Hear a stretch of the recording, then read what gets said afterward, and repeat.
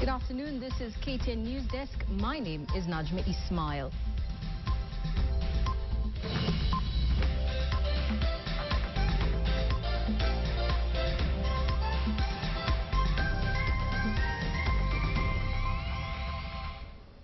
Now, scores of people are feared dead after a botched raid by Turkana raiders on a village in East Pokot.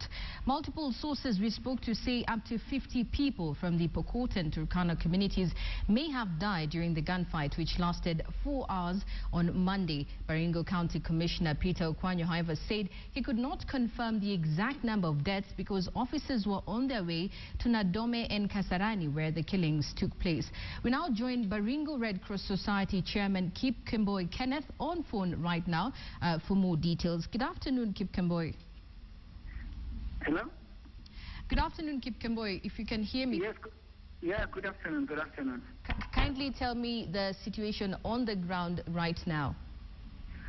The situation is a bit, it's very bad because we are unable to reach the entire region where people are fighting. Hello? Yes, I can hear you. Yeah, we have dispatched a team of paramedics and volunteers, medical volunteers. Yes. To enable us rescue the teams that were fighting since yesterday. The fighting has been going on since 5 a.m. in the morning yesterday. Okay. And are you able to tell us the exact number of casualties, because there are conflicting reports? As of now, the number still stands scattered because they have counted up to, I think, they're around 48. Sorry? 48 people are confirmed dead. Okay. Yes. 48 people, but still there are others who ran with bullet wounds in the bush. Yes. So we are still searching for them. The teams are still searching for them. And what is Red Cross currently doing? Red Cross is currently looking for survivors, those who got bullet wounds.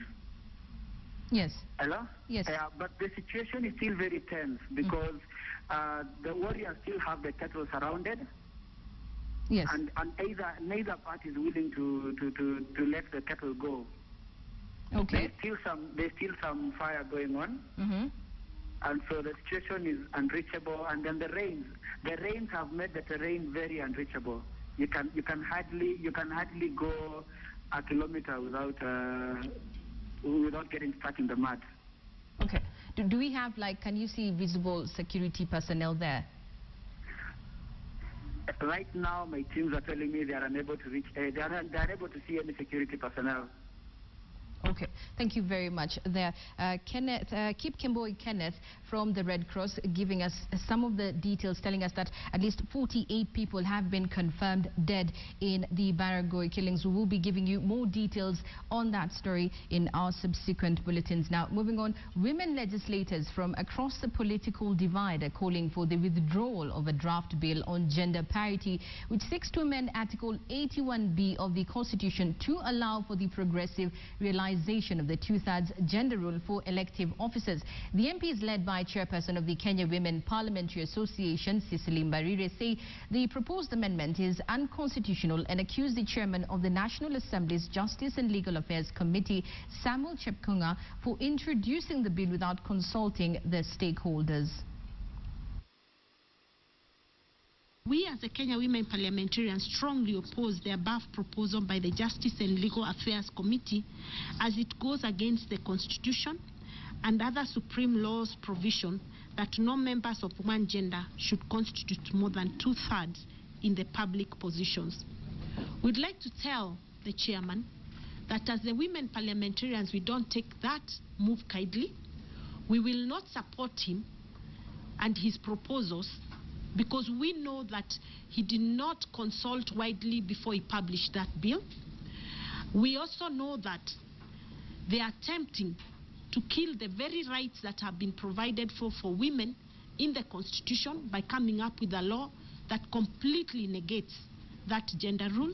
When the committee met the technical team that has been working on the proposals in Mombasa, the matter of progressive was not one of the options. Postponement of the gender principle was not an option. The options that we had, one was on the party list and making sure that there are no abuses on the party list, and encouraging more women to vie on the 290 slot, that we have more women members elected as part of the 290, where we now have 16 members.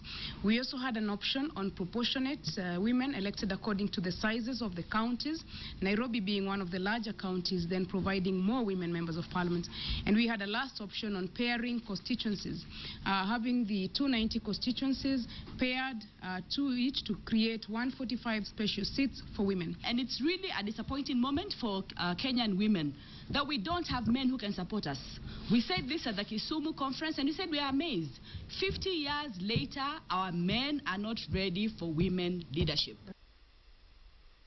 Now, Kenya's ranking in tackling child mortality has slightly improved from 143rd out of 179 countries globally last year to 138 currently. This is according to a report conducted by Save the Children organization, an NGO dealing in maternal and child health care globally. The report also indicates that the gap between the urban rich and urban poor in the country has increased, resulting in 75 deaths per 1,000 live births for the urban poor, as compared to 19 deaths per 1,000 live births among the urban rich in the country. And we're really encouraging the government of Kenya and the Ministry of Health to learn from what successes have been implemented in other countries, so that Kenya can also accelerate progress towards achieving Millennium Development Goals 4 and 5. We know already that there have been a number of initiatives in the last few years since the government came into power, with the free maternity services and the First Lady's campaign have really helped Kenya to accelerate progress, but there's still a lot more to be done and a lot of lessons that can be learned from other countries. Residents of Mombasa are worried that there could be yet another outbreak of cholera following a heavy downpour. The residents also decry the poor drainage. Some of the worst affected areas include Kisauni, Shomoroni and Bombolulu.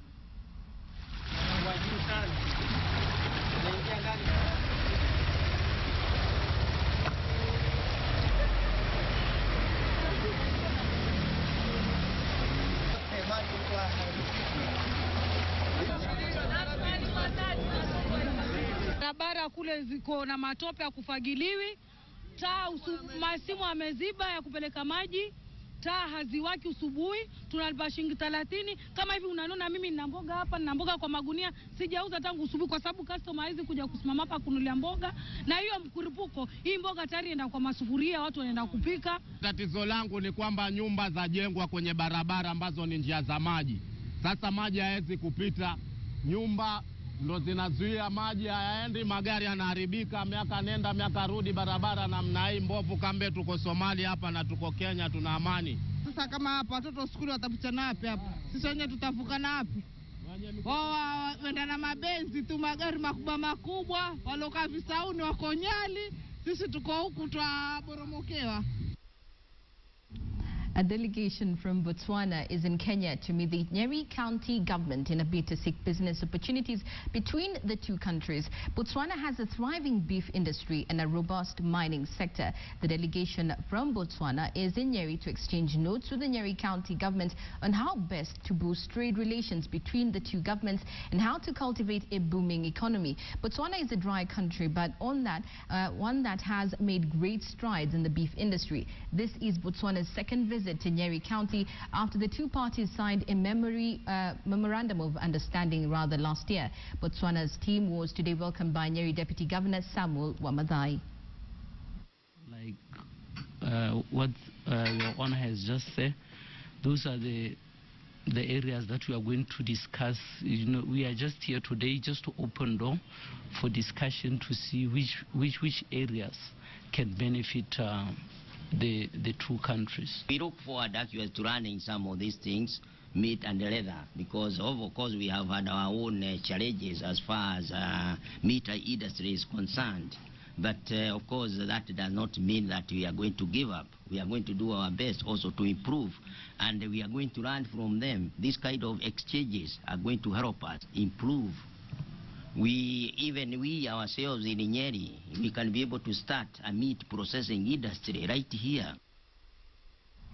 Now, still in Nyeri, bomb experts detonated a colonial bomb found in a farm in Odhaya constituency after residents raised an alarm. The residents reported the incident to officers from the bomb unit. Nyeri South Police Boss Joseph Mwika appealed to members of the public to report to the relevant authorities whenever they encounter such explosives.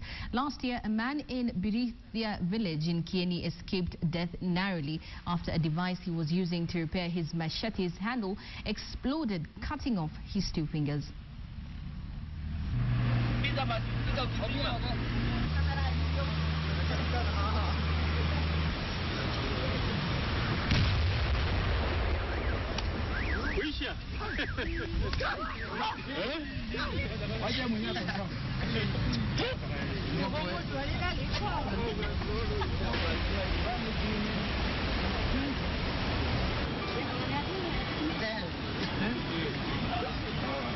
If you come across such a gadget that you don't know and you suspect, afadhali umaki hiyo mahali na usigonge hiyo kitu, either hata afadhali uwekelee mchanga around it, alafu umaka, alafu uambie polisi. Tutakuja kwa scene na tutaweza kufanya the appropriate action. Hii grenade ni ya zamani sana. You know, it addressed, inaweza kuwa ilikuwa imetumika wakati ya wakoloni. Maybe when they were putting them around their camp to prevent invaders. It was a grand night for Standard Group as we affirmed our authority in Kenya's media industry. KTN took a chunk of the wins at the annual Journalism Excellence Awards by the Media Council of Kenya. KTN's John Alan Namu and Muhammad Ali scooped Journalist of the Year awards. The 2 investigative reporters also took home Good Governance Reporting Award for Prayers, Predators and Makalia Injili investigative pieces that highlighted the false preacher Victor Kanyari. Catherine Umanto and Francis Gidai were awarded with health reporting. TV category award, while John Juma and Moses Bayer took home Arts and Culture Award. TV category. Business reporter Philip Keitani won Business Reporting Award category in the gala that was held yesterday evening. The Standard newspaper reporters were also feted, with Joy Wanja scooping the Children and Youth Affairs Reporting Award print category. Christine Mude of the Standard Group also won Sports Reporting of the Year, while Paul Wafula and Nyambega Gisesa won Good Governance Reporting print category. The Media Council in Kenya runs yearly. The awards take place on the May of each year during the celebrations of the World Press Freedom Day. The annual Journalism Excellence Awards in Kenya are meant to encourage professionalism in journalism. Big congratulations to all the winners.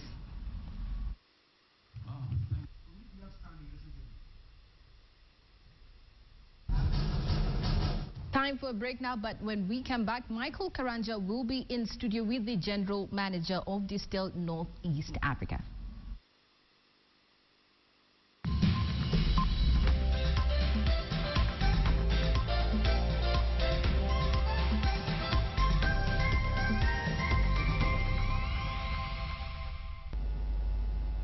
And welcome back to KTN Newsdesk. I'm Michael Karanja. This afternoon, let's talk booze, and I'm joined by Richard Lord, who's the General Manager for Northeast Africa for Distil. Richard, just looking at the Kenyan alcoholic beverage market, what excites you as a beverage company? Michael, I think if we look at this market at the moment, formal trade indicates that we're up at about 500 million litres of alcohol sold. What we've experienced from Distil is double-digit growth across our entire portfolio, whether it be the ciders, the wines and the spirits. And there are very few markets within Africa at this point in time that offers those type of returns for an investor. So very exciting times for us in Kenya. I was looking at your portfolio, over 100 brands under your portfolio. When you look at them and try and focus, where do you put more emphasis on when it comes to the Kenyan market? Where do you see most growth? Is it the wines, is it the ciders, or is it any other beverage? I think we've been very blessed with great depth and breadth in terms of the portfolio. Yeah. When it comes to the Kenyan market, it's taken us some time to understand the Kenyan consumer, and we have perhaps been a little reactive in that regard. But over the last couple of years, we've been able to focus, we've been able to do a lot of experimentation and testing within the market. And I think we found possibly 12 to 15 brands at the moment, ranging across all 3 categories, that we found has met the expectations of the consumer, and that's what you'll see within this market going forward over the next couple of years. Distell has been in the market 10 or more years through partnerships. You recently acquired a 26% stake in Qual. What drove that strategic investment in Qual? Distell is an African country with its company with its roots in Africa, and yes, the head office is based down in Stellenbosch, but we've come to realize that to really be part of the growth within Africa, we needed to have a presence. Now, we've been exporting and distributing the portfolio from Kenya into the rest of Northeast Africa, but in order for us to achieve the growth that we wanted, we would have to look at further investment. That would mean production facilities in order to lower really the barrier to entry, our cost of production, and hence the barrier to entry, to make the product more affordable to the consumer, and then to grow volumes, which we think we can do that. So that was really the drive behind the acquisition of our stake in Qual. Most people I talk to about in the alcoholic beverage market always say Kenya is a very price-sensitive market. Just looking at the array of products that you have, obviously cascading them through different classes. When you look at that, how then does that inform the kind of prices that you put place on different products that you offer? If one looks at any category of let's take spirits as an example, and we use brandy, what you would have a breakdown between super premium, mainstream brandy, and affordable mainstream brandy. So what we try and do is we try and look at the intrinsics and the extrinsics of the product and position it within that particular price category that would afford any aspirational consumer within Kenya, no matter what tiering you're looking at, a product of world-class quality. Let's talk about wines for a minute now. When you look at the wine market, obviously background in wine all the way back in South Africa, but just look at the Kenyan wine market. Has the Kenyan market actually moved to the direction where there's more consumption of wine in this country? Well, the Kenyan wine category at the moment it's about 30 million litres, possibly 6% of total alcoholic beverages sold within this market. And yes, we've seen fantastic growth within this market, and I think this has been fueled by a couple of things. One, we've got a growing middle class within Kenya. We've got a lot of multinational brands within the market, but I think one perhaps discounts the knowledge or the savvy Kenyan. A lot of people are traveling abroad at the moment. They're getting exposed to various brands, various wine brands, and that culture is coming back to Kenya, and it's permeating throughout society. And so hence, in the wine category, yes, we're seeing a definite shift towards wine and also to spirits, and perhaps a little bit away from beer at the moment. Obviously, Kenya, I'm glad you brought that up to that point. Kenya's for many years been known as a largely beer market. When you just look at that, there seems to be a shift moving out more towards spirits. When you look at that shift, how exciting does the opportunity in Kenya become? Oh, it's fantastic. I think that's one of the reasons that we're here. We've done a lot of forward planning. We're here for the long haul. Not just here, but within the East African community and COMESA as large. I think that shift towards spirits and wine is absolutely fantastic. And I think that's one of the benefits that Distell has. In our wine portfolio, the cider and the spirit portfolio, we offer the consumer a little bit of everything. And it's that diversity that's exciting the consumer, and it's showing us the returns within this market. There's been a craze about whiskies over the last few years in Kenyan market, and obviously Distell has a small hand in the whiskey market. When you just look at that, how are you going to be introducing more of your whiskey brands into the Kenyan market and actually driving that discussion about whiskies forward? I think if you look at whiskies as a whole, it's not just a Kenyan trend, it's a global trend. There's a shift towards whiskies, there's a shift towards white spirits. Vodka is another product that's on the rise.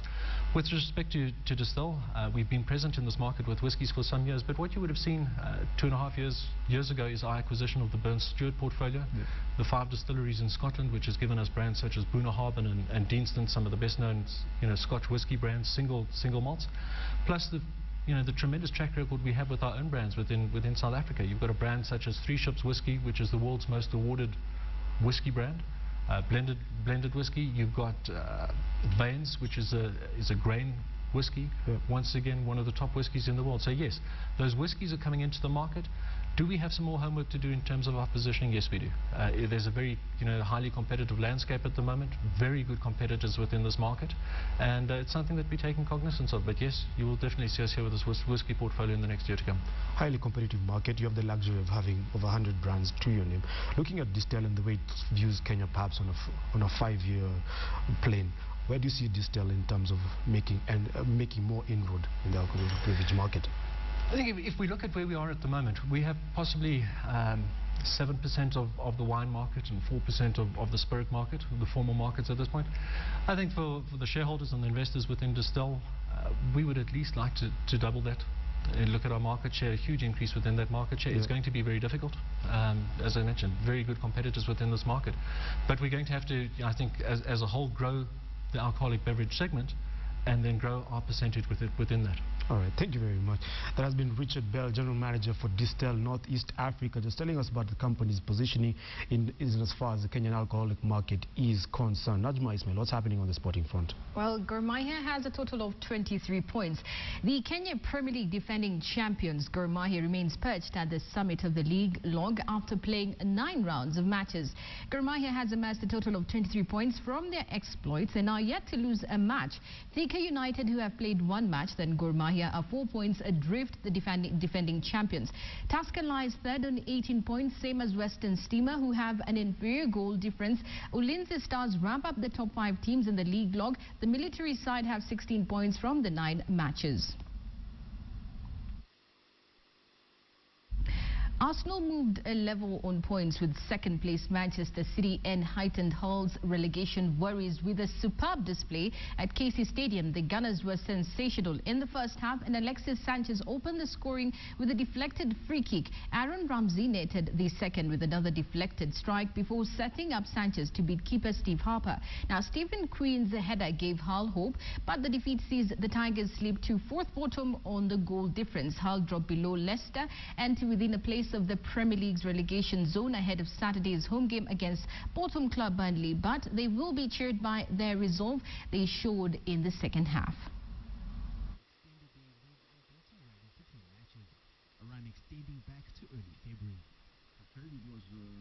Now, Ethiopia is well known for producing world-class runners, and now the national sport is being used to help young girls stay in school. Poverty and early marriages are 2 of the main reasons why only a third of girls in parts of Ethiopia do not make it to secondary school. Ethiopia's national sport of running is helping keep these girls both on track and in school.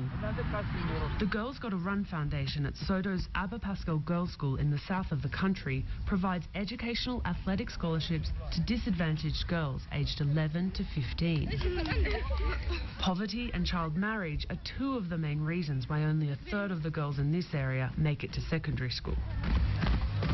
When you invest in a girl, you're investing in her whole family, especially when she grows into more of a decision-making role as a mother or as an individual in the economy. Additionally, girls are impacted by a lot of social issues that are here in Ethiopia, and so they have greater limited access to education, they're more exposed to early pregnancy. Girls like 13-year-old Maren Jamene, who is today getting ready for school. Her widowed mother makes a living selling cups of tea and coffee and says the running scholarship is allowing her to keep both of her daughters in school. After Maren got the scholarship, she has been encouraged to study with her friends. She used to come home at 3 p.m. after school, but now she stays with her friends at the school studying and using the library. She also runs on sport days, so in general her life has changed dramatically. Running is part of Ethiopia's national identity, and the sport allows the 15 girls in the club a safe place to make friends and to get healthy. They also receive running shoes, hot lunches, and attend life skill classes on reproductive health, leadership, and empowerment.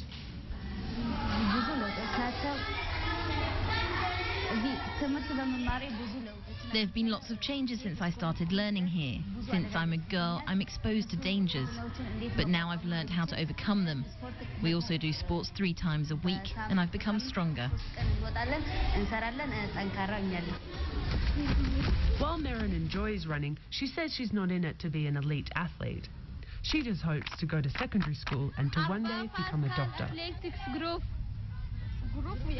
Now, the Chicago Bulls took advantage of the short-handed and rusty to emerge victorious in Game 1 and steal home court advantage from Cleveland. Had a throwback performance and finished with 25 points while contributed 21 points and 10 rebounds and combined for 49 points and 15 assists in the losing effort. Cleveland got close but never took the lead. Chicago remained calm during the times of adversity and got a valuable Game 1 win. It was the 7th time the Cavaliers and Bulls had have squared off in the playoffs, which happens to be the most for any Cleveland opponent. Game 2 is scheduled for Wednesday at the Q. MVP LeBron James scored on a putback to trim the Cavaliers' deficit to 86-80. Well, thank you very much for joining us. That's News Desk for now. My name is Najma Ismail.